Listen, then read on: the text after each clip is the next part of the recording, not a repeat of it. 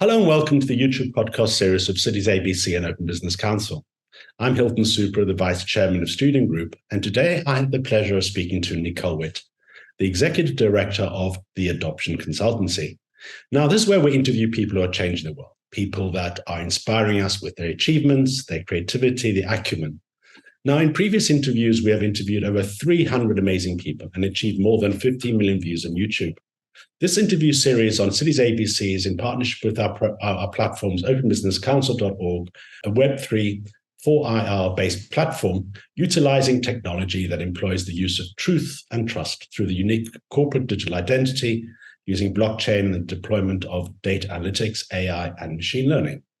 So today, I'd like to introduce you to Nicole Witt, who is the Executive Director of the Adoption Agency that helps parents navigate what can be an overwhelming, complicated, time-consuming, and frustrating process. Nicole is a talented advocate for adoption and helps parents to avoid the outcomes of domestic and overcome domestic adoption difficulties, disappointments, and obstacles. So, Nicole, welcome. Where are you? Thank you so much for having me. I am in Tampa, Florida today. So, what's the weather like down there? It is hot and muggy, as is typical, but I love it. I love it here year round, so it doesn't bother me at all. Oh, fantastic.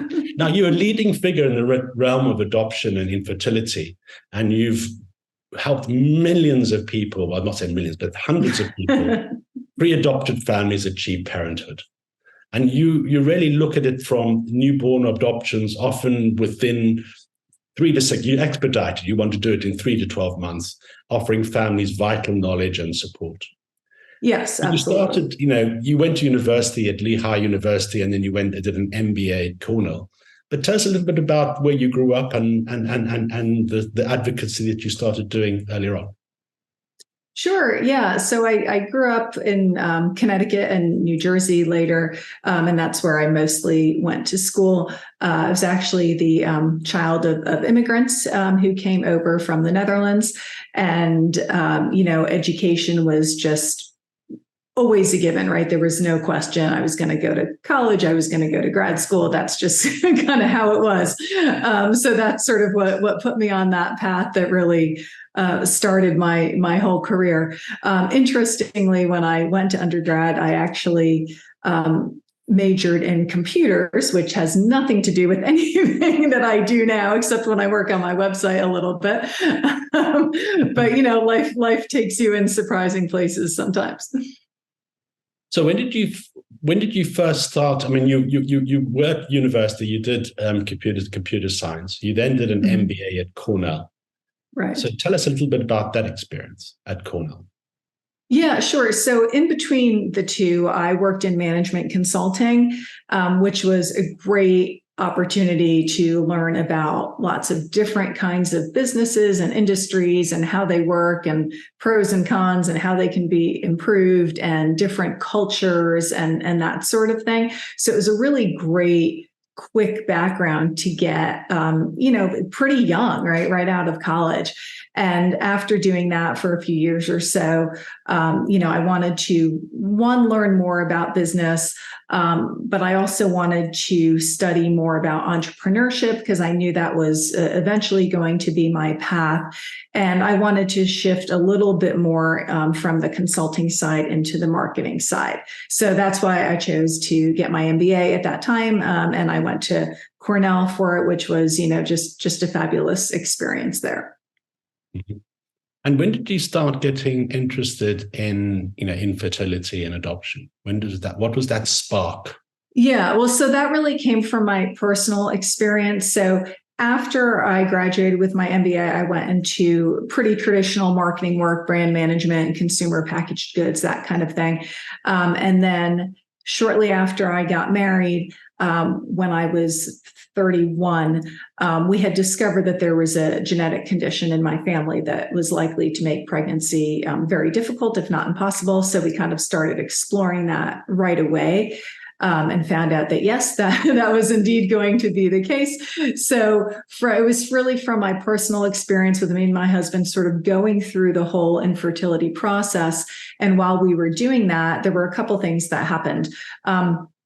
One is that I got very involved with volunteering for Resolve, which is the National Infertility Organization, and learning about, all kinds of things in fertility that I had never known up until that point.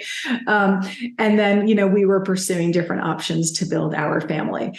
And when we did that, we didn't really give adoption sort of the full look that it probably deserved, because there were so many myths and untruths about it out there that we believed. We didn't know any better. So we ended up pursuing a different path. We had our children through using an egg donor, which was a great experience, don't get me wrong. But in the process, when I got more and more involved with Resolve, I learned, wow, all those things that I thought I knew about adoption, all those things that I believed are really not true. And this is a great option that people need to understand better. So, I had been looking for that right fit for me, something that really did spark my passion, something where I felt I could make more of a difference than what I was doing. So everything just kind of came together perfectly, that was the right opportunity to start this organization to help guide other people through the process. Now, if you look at the adoption of children is a really sort of complex and multifaceted issue. It covers many social, economic, and moral perspectives. Can we talk a little bit about the social perspective in terms of child welfare, family diversity, stigmatization and discrimination, the actual adoption process and regulation? Can you just walk me through a little bit about that in terms of framing the things that you discovered from a social perspective? Right. Well, so I work primarily with private domestic adoption within the United States. So I don't work with foster adoption. So that's where some of those issues are more prominent, right? Those are the children who truly need homes, right? Who may just not have a family unless somebody steps forward to adopt them. Whereas with private domestic adoption of newborns, there are so many more people looking to adopt than there are babies available. With foster adoption, you tend to have older kids. You have children who have been exposed to a lot of trauma, sadly, in many cases. That sort of thing. So that's not an area that I work with. So I know enough about it to be dangerous, but it's definitely not my area of expertise. With newborn adoption, there are different social issues, of course. Probably one of the most prominent ones, or the one that gets talked about the most, is with transracial adoptions. Because most people who are out there looking to adopt are Caucasian. And there are plenty of babies available for adoption who are not Caucasian. So, you end up with a lot of interracial families as a result of adoption. Fortunately, that's something that has become more and more accepted over the years. There are more resources available for the adoptive parents, for the families, to really help support the children in this area. The thinking in the past used to be, be colorblind, right? That's the way to go. Just sort of pretend everybody's the same. And that's not, how it's looked at these days. You have to see and recognize and celebrate the children's culture and heritage. And you need to work hard to make sure that they have role models and racial mirrors in their life to truly support them. So that's really a big shift that's happened over the course of the time that I've been doing this work, which is coming up on 20 years now. So you must have made leaps and bounds in that space in terms of the social aspects, in terms of that diversity, the acceptance. And then, of course, there's the stigmatization of being an adopted child or being an adopted parent. Right. Even then, the society tends to react to it. Right. And when you're in an interracial family, it's so visible, right? Everybody knows instantly. So that is another element to it for sure. Although, again, and another thing that has changed very much over time is that it used to, especially when families were more likely to be all the same race, it was kept very secret, not just from the outside world, but often from the child too, which, as we've learned over time, is fairly damaging, or can be fairly damaging. So, now one of the things that's changed is really this concept of not only more openness with the child about their background, having openness between the adoptive families and the birth families so they can interact and help support the child with any questions they may have, but also with the outside world, that when people see those interracial families, it's very different than it was 20 years ago when people would see that. Exactly. I mean, if you think about the way that the legal system, I'm talking about the regulatory environment of adoption, has obviously, moved on, but it still has a legacy. A legacy is of unwanted children and shame and hiding and things like that. Right. I mean, how far have we come? I think in some aspects we've come very far, but I think there are some lingering, even subconscious thoughts about that. And, there are a lot of families that sort of come to me with a lot of those stereotypes, and especially the one that you mentioned about the children being unwanted, right? There's usually nothing further from the truth, right? The birth mom wants more than anything to be able to raise that child and provide them with everything that she wants them to have. And placing that child for adoption is probably the most difficult thing she'll ever go through in her life. And she's doing it out of sacrificial love, not because it's something that she wants to do. And I think that is one of those lingering stereotypes that a lot of people haven't realized yet until they get into the process and learn more about who these expectant moms are who are looking to place their children for adoption. But they are most definitely not unwanted. No, I mean, they're definitely wanted, but they know it's a really tough decision, as I can imagine how difficult it would be for a mother. Absolutely. To have to make a decision to give up their life. They brought life into this world, right? Due to economic and other social reasons that they can actually bring the child into the world in a safe and nurturing environment. It must be. So, I mean, I can try and empathize, but it's very difficult for me as a man, and very difficult for me as not being a parent. Right. Yeah, like I said, it really is probably the most difficult thing she'll ever go through. Even as a mom who's been through infertility, who parents children who are not genetically related to me, it's something that I certainly can't completely empathize with either. It's one of those things that nobody can unless you've lived through it. Yes, I mean, if you think about society, I think it's a moral imperative for society to make the adoption process as seamless and as accepted as possible, because the cost of not doing it has a major economic impact on society. It does. And certainly social impact as well, which all, as you know, goes completely hand in hand. But that is definitely something that we have seen over the years, that it has become more and more accepted and just one of the many ways to build a family, which really has benefited all of the parties in the process. Yes. And I mean, reducing the burden on you started talking earlier on about the foster care system, which is a very expensive system because it requires very dedicated foster parents. But at the end of the day, that they have to be incentivized in order to do that, and they get the child support, they get the various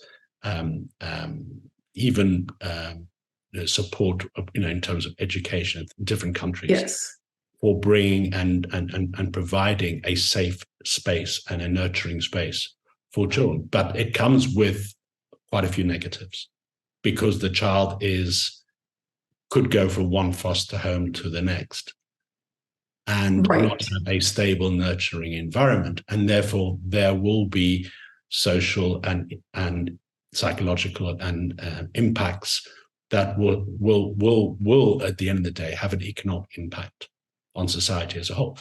Yeah, there's so many different aspects to that, because there is, financial support for the families. Of course, the vast majority of them use that as it's meant to support the child and to support the family. But as soon as there's financial incentive involved, of course, you get that very small percentage of people that try to take advantage of that, and they're not there to care for and support their children. They're trying to get those subsidies.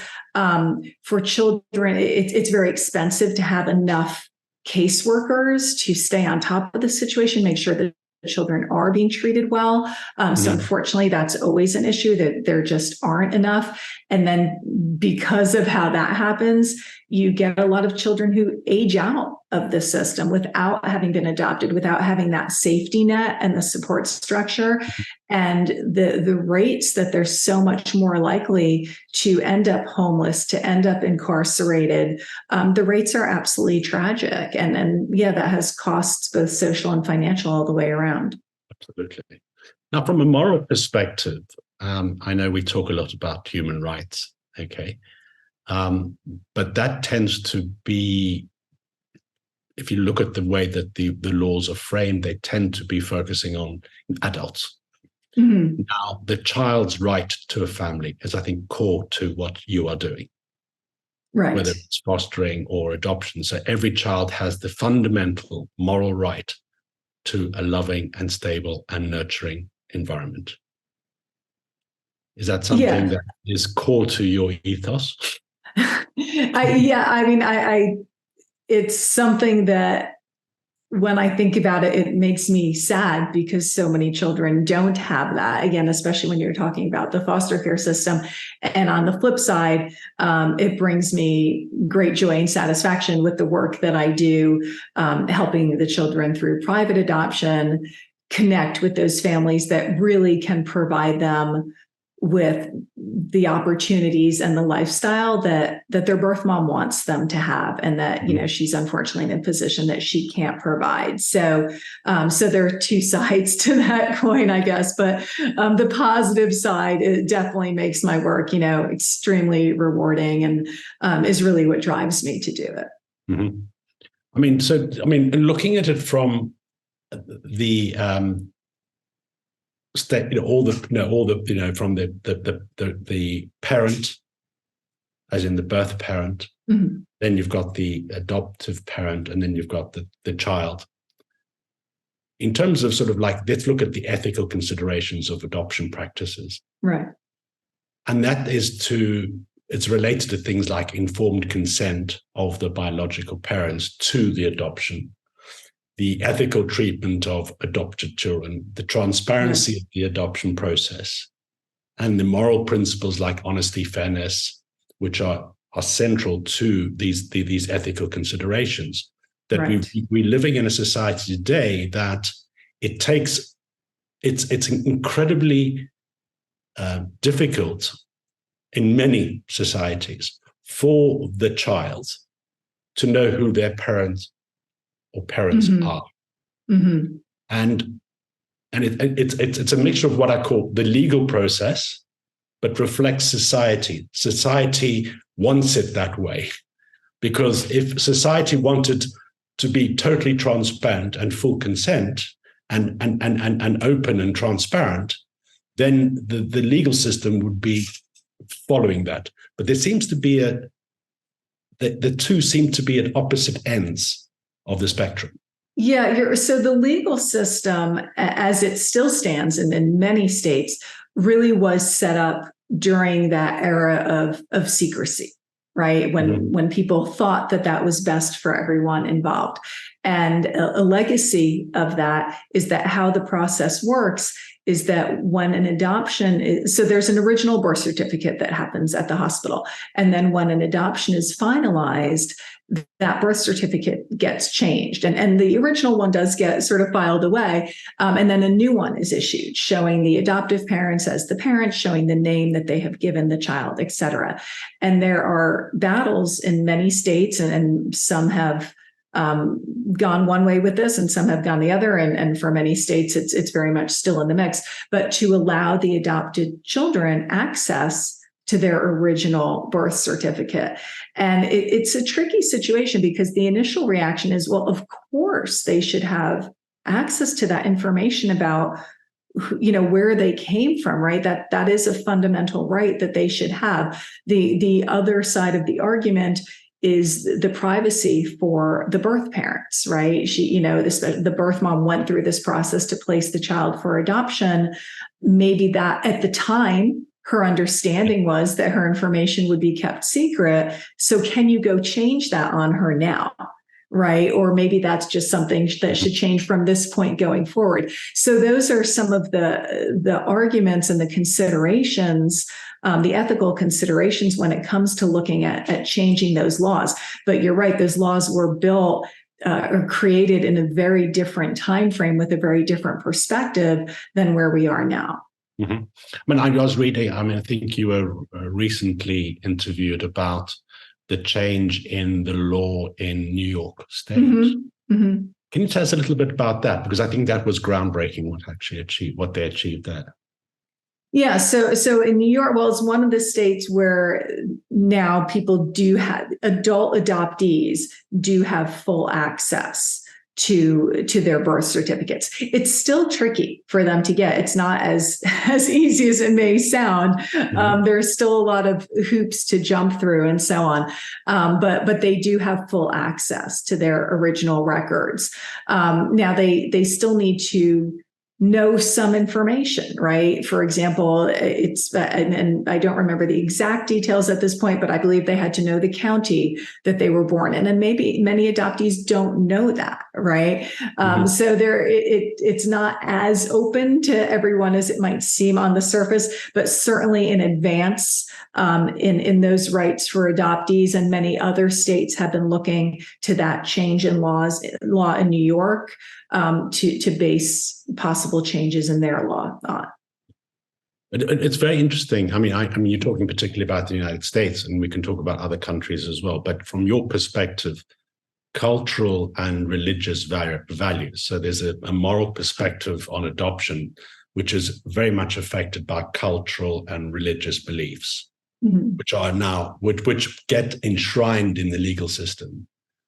How do you disconnect that religious component from what I call societal and moral structures in order to make adoption more open, more transparent, and more beneficial for society?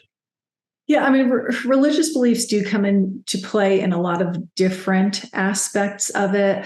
There are some religions or some groups, for example, that their teachings are, absolutely you should go and you should adopt and you should help these children. Again, I think that gets a little conflated with, well, are you talking about adopting a baby that has, many people who want to adopt him or her, or are you talking about adopting out of the foster system and really helping a child? And I think that conversation often gets a little bit lost. Mm-hmm. Another area where it comes into play is that there are a lot of organizations, religious-based organizations, such as adoption agencies, that will only work with people of a certain religion, or that won't work with people of a certain religion. Now, in private business, that's their right. And you can argue that, well, if the expectant mom, if she's aware of that and she knows that they're only going to be working with adoptive parents at that background and that's what she wants, then that's great. They can all find each other that way. But where the controversy comes in is when some of those organizations receive public funding from the government. And is that basically government-funded discrimination against people who don't meet their criteria? And that's been a big source of a lot of lawsuits and controversy. But when bringing it really down to the family level, the expectant mom, again, with private adoption of newborns, she selects the adoptive family. So she can put any criteria that she wants on the family that she's looking for. And religion is one of the ones that she often does. So she can choose what faith and how religious a family is, that she's choosing for her child to be raised in. So she does have, the control over that. And does that include the fact that the adoptive parents need to be married? Does it include the fact that now you're getting very, good nurturing family structures, which are same-sex couples, etc., whether married or not married? Does that come into the decision-making process of the adoptive mother? Of the birth mom? Yes. So again, you do have agencies that will sometimes say we're only going to work with this type of family or that type of family, but many of them don't. They say, as is my approach, if you can legally adopt, we'll work with you. So yes, the birth mom can put any criteria on any family that she wants. So she can say, I only want to consider same-sex couples, or I don't want to consider same-sex couples. She can make restrictions about age, about where they live, what hobbies they have, what kind of openness they're comfortable having with her after the placement. So she can make all of those parameters to help her choose which family is the right fit for her. So in that process of which is to me very, very transparent, is this something that is more recent, or has it been like that for a while? So it's been around for a while, but it's not sort of how it always was with the adoption, right? So again, going back to what we were talking about when things were much more secretive, that's when the adoption agencies would make those matches. The birth mom would have no say in what type of family might adopt her child. She would not know anything about them. And there was usually no contact before, during, or after the placement. And again, that's when I think you had agencies that were much more likely to focus just on more traditional couples, right? But now it's been that way for quite a long time, where the expectant mom chooses the family.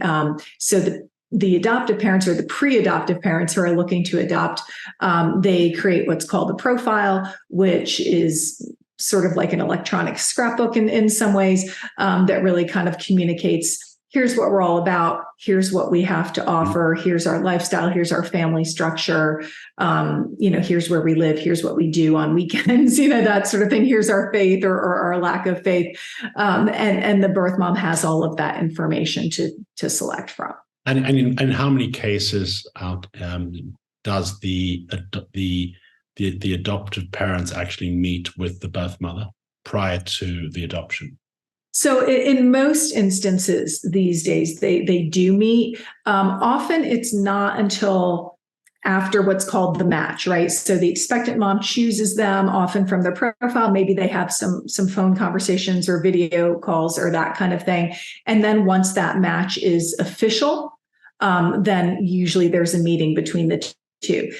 Again, the expectant mom has a lot of control over this situation. If she says, I want to meet them before I commit to this, or I want to meet 5 families, and choose which one before I commit to it, she absolutely has the option to do that. And it surprises me that doesn't happen more, right? If I were in her shoes, I'd want to meet with everybody before I made that decision. But usually the meeting happens after the match is official. So the adoptive parents will usually travel, because a lot of times they're not in the same state or near each other. They'll travel, they'll meet her maybe for a day or a weekend.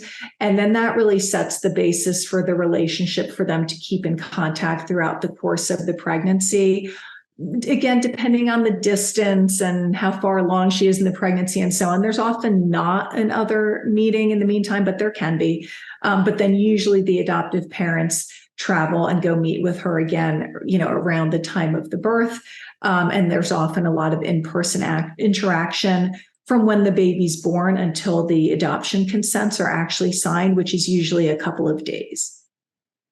And once post-adoption, is there any continued interaction between the birth mother and the adopted family?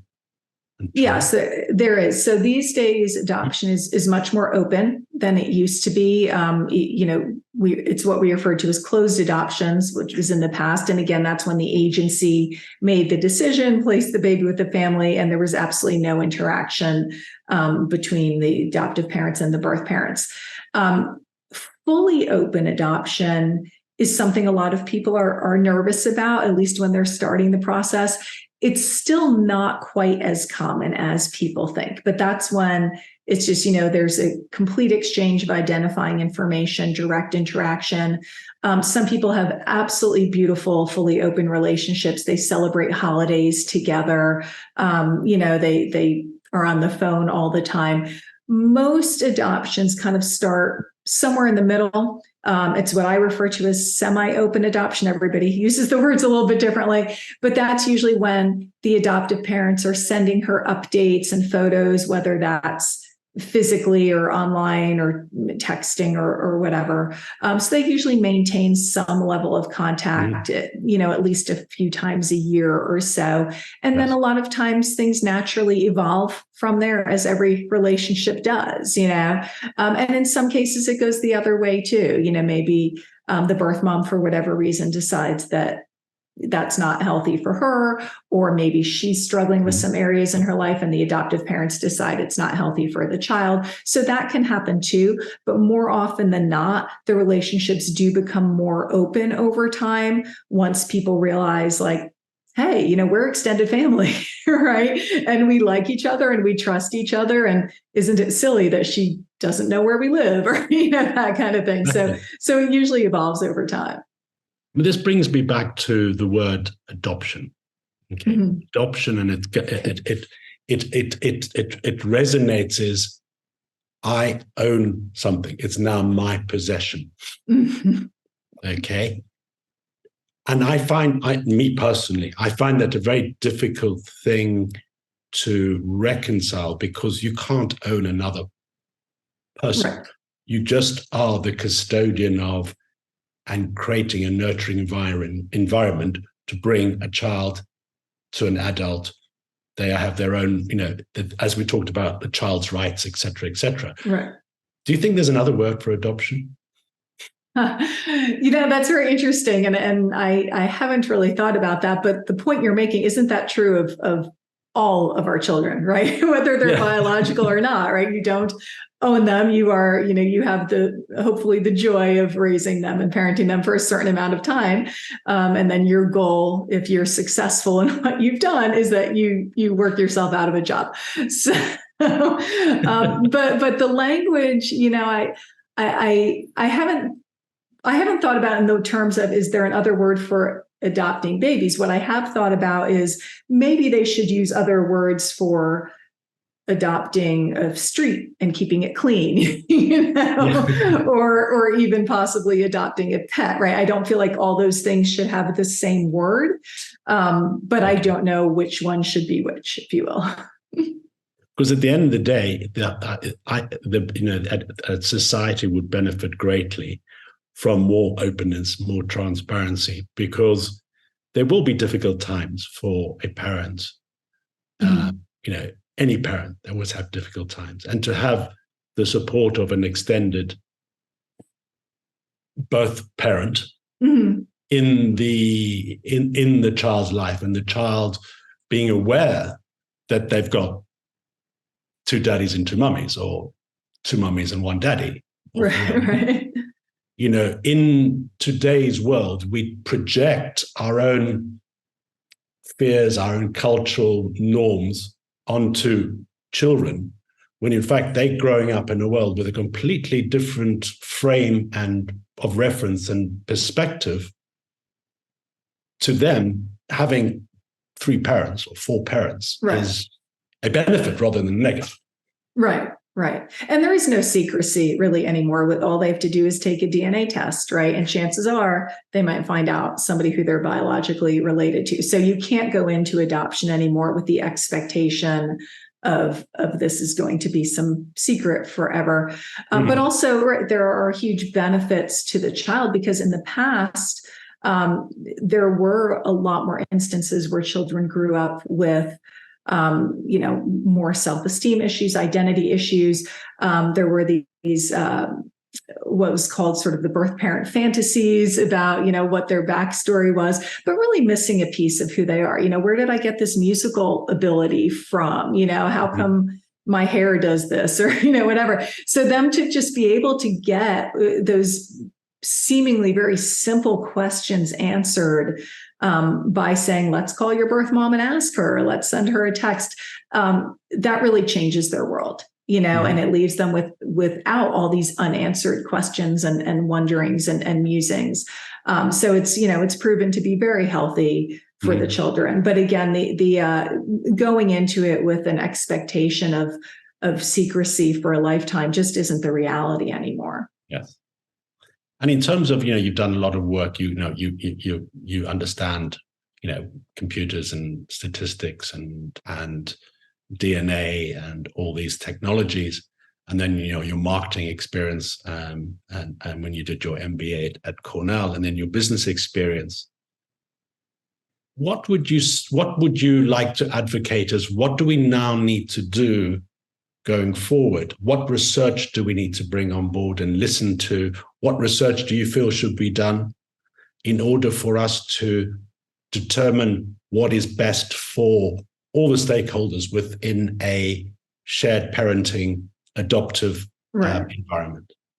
Well, I think the most important stakeholder is the child or the children, right? So that should be first and foremost. And there has been a decent amount of research done, but again, research lags, right? So where we are with adoption, the research can tell us where we were with adoption several years ago. It doesn't really tell us where we are now with all of the new technology, the ways for people to connect, stay connected, that sort of thing. So I think that's what's most important to stay on top of. As the technology changes, how is that going to impact the experience of the adoptee? And how can, we, society as a whole, their extended families, their birth families, their adoptive families, best support them in navigating that, right? They shouldn't feel like they have to go secretly take a DNA test to find out if they have a cousin online somewhere, right? But they can do that now. So let's learn about how that knowledge of knowing, this is all I have to do to get this question answered. Well, how does that make them feel? How does that make them process the information and look at adoption differently? So that's where I really think the focus needs to be. Secondarily to that is, more awareness and knowledge and resources for both adoptive parents and birth parents and how to best support the child through that. But ultimately, the focus needs to be the children. Mm-hmm. And in terms of, I think it's communication and education, and it has to start very young. Yes. Yeah. And that is one thing that has changed over the years, again, going back to when things were more secret. And then when people started, okay, I'll tell my child when they're older, and then there's this big moment where they remember being told, and now that trust between them and their adoptive parents is broken. So that's something that's well understood these days, which I think is a wonderful change that has occurred, that you should talk to your child since before they can understand you and tell them their story. So they just grow up knowing it. And it's just a very natural part of who they are. So that's been a real positive societal change that has happened in most cases. I mean, all the advocacy work and all the work that you do, that you work with the Florida Adoption Council, etc. Mm-hmm. And you're very much involved in communicating. You write about these issues regularly. Obviously, we are in a great space at the moment because what we've talked about is we found the balance between social, economic, and moral considerations in terms of shaping adoption policies and practices for the best interest of the children. The children, as you said, is right. Central, and respecting the rights and values of all parties involved. Where are we going from now? What work still needs to be done from your perspective?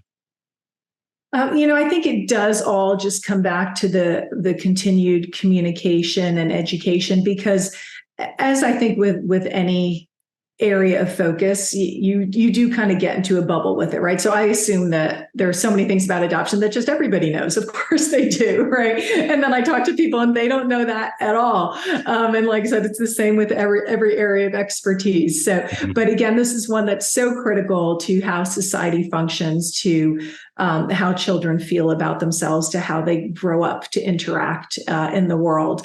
That I think just spreading that awareness to even people who pretty much everybody has some connection to adoption, but they may not even be aware of it, or it may be such a distant connection that it's not sort of foremost in their mind. But making people understand, this is an important part of our society, and we would all benefit, if we understood it more and could provide more support, even just through knowledge and awareness, and not making, going back to earlier in our conversation, talking about those very visibly obvious interracial families, knowing what not to say in the supermarket, when you see that family, really does have a big societal impact. So, I would love for there just to be more general knowledge and awareness. The other area is just with the legislation, which we also talked about, digging into that a bit more, seeing what's going to be most beneficial for the children. And the Florida Adoption Council does a lot of that. Of course, our influence is limited to Florida. Because legislators, they don't know these things either. So they hear one story and then they make a change to a law, and they don't realize the ripple effect that it has on different types of adoption and different people. So the Florida Adoption Council, we do have a lobbyist who communicates with the Florida legislators to help them understand the implications of changes that they might be considering in the laws.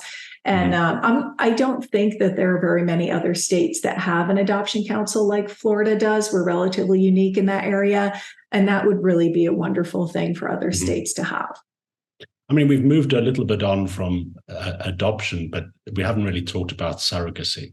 Surrogacy is a major development in terms. I mean, it started it started where you have sperm donors, egg donors, and that was relatively secret too. Right. Now that's become much more mainstream and very accepted a way in which people can actually extend their families using surrogacy. Yeah.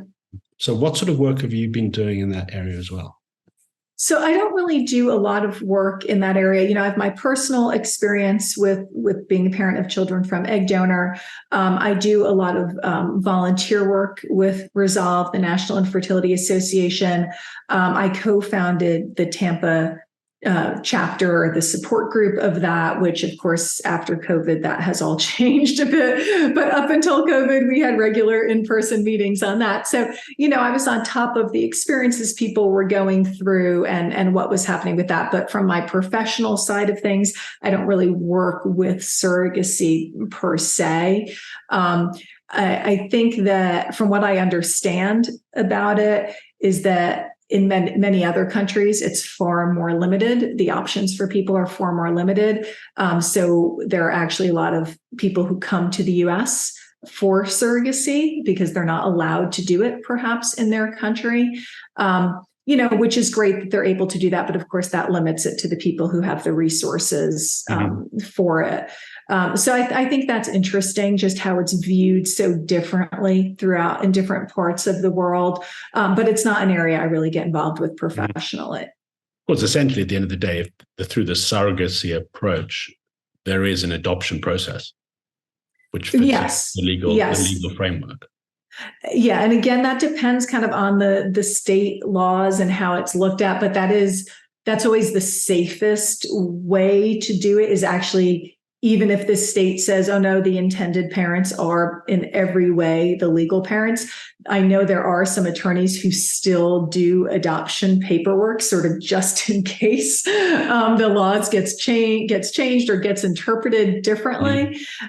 So that's always a good thing. But in the US, we focus more on gestational surrogacy, not traditional surrogacy. So which means that with traditional surrogacy, the woman who's carrying the baby, it's her egg that was used. So she has a genetic connection. So that's when an adoption definitely has to come into play. Okay. But when it's gestational surrogacy and it's not her egg, then technically she doesn't have those rights to the child. But again, that's where laws can change and they can be interpreted differently. And it's always best to be safe. Yeah, I can understand that. I mean, this goes back to some of the moral and ethical discussion we had earlier on. Right. Is that we have to look at the rights of the child, right, from the perspective of the child. However, whether it's gestational or not, it's still it's important for us to be open and honest from the beginning with the child to ensure that there is no surprises, that it actually is a superpower or a good thing, rather than a hidden bad thing. Yes, absolutely. And even with my kids, I mean, when they were babies, we had a really hard time finding them books on the subject about donor egg. And I do have, a couple books with little elephants and, things like that. But now you can find a lot of those books everywhere to help in having those conversations, with very small children. So that's wonderful that, again, just getting back to having those resources, having something as simple as that out there for families. It wasn't there 20 years ago, but a lot of it is now. Now, with all the great work that you're doing, I'm going to put you on the spot. Think 20 years ahead. Where are we going to be with this? I've thought a lot about that. It's a very difficult question. I think so much of it depends on where the technology goes. I think things by definition are going to have to be a lot more open in terms of the relationships that will be involved, because I just don't think there's going to be any opportunity to keep any of that information private. You're going to walk into a hospital at the time of the birth and, scan your ID card or, whatever it is, and your name's going to be there.